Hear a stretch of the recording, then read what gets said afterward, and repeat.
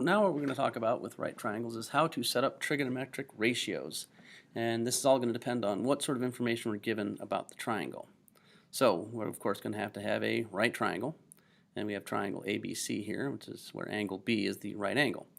Please bear in mind that the trig ratios, the mnemonic for remembering the trig ratios, SO, CA, TOA, can be used to help us work through, based on what information we're given, whether we're going to use S for sine, C for cosine, or T for tangent. Remember, the O stands for opposite, H hypotenuse, A for adjacent.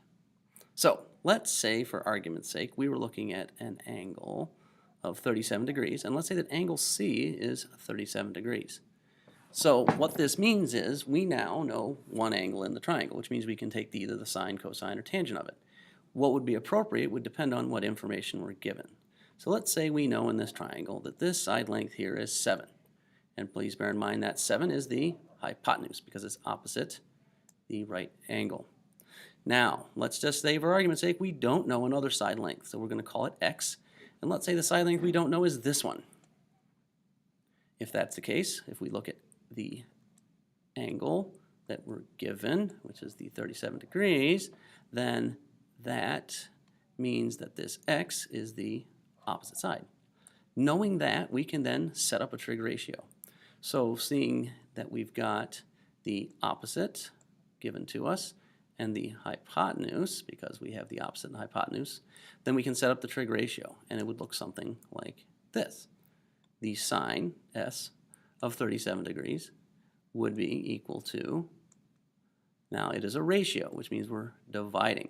So that would mean then the sine would be the opposite, which is the first plane, and that goes on top. So it would be x over the hypotenuse, which is 7. And that would be the trigonometric ratio that would involve this side, x and 7. And now we could actually then solve for x. Of course, depending on the arrangement. So let's say, for argument's sake, we are not looking at that particular case anymore, but we are looking at, say, a situation where the hypotenuse is still 7, but let's say the x is down here. If the x is down there, that's no longer the opposite side, it's the adjacent side. And what that means is then we have to look for something that indicates the adjacent and the hypotenuse, which means we're looking at the C for cosine. So then the trig ratio that we set up would be the cosine of 37 degrees. Quick pause here. When we're taking the sine or cosine or the tangent, it's always of an angle measure, so always of the 37 degrees. Adjacent, hypotenuse, adjacent comes first, so adjacent goes on top. So because we have an actual number for it, rather than write adjacent, we can write x. Now, of course, we don't know what it is, but we will be able to figure it out here, over the hypotenuse. What this means is we know 2 out of the 3 pieces of this puzzle. Cosine of 37, we can figure out. X, we can figure out now that we have 7. So we have only one unknown, that is the x in this equation. Very similar if we were given a slightly different arrangement, like let's say we knew that this side was still x, but let's say we knew that this 7 wasn't the hypotenuse anymore, but was this side, which would be the, just like we saw before, the opposite. That would mean then we'd be looking at using the, well, let's take a look. The opposites and the adjacent require the t for tangent. So then what we do is we take the tangent of 37 degrees, and it would equal the opposite side, because it comes first, which is in this case the number 7, over the adjacent, which is x. And that would be the equation that we could then solve. Now, let's say you're feeling contrary and or you've noticed that, hey, wait, if this is 37 degrees, don't I know other stuff? And the answer, of course, is that you are correct. You do know other stuff. For instance, we happen to know, because these triangles add up to 180, that we can calculate the other angle, which means 180 minus the 37 degrees given.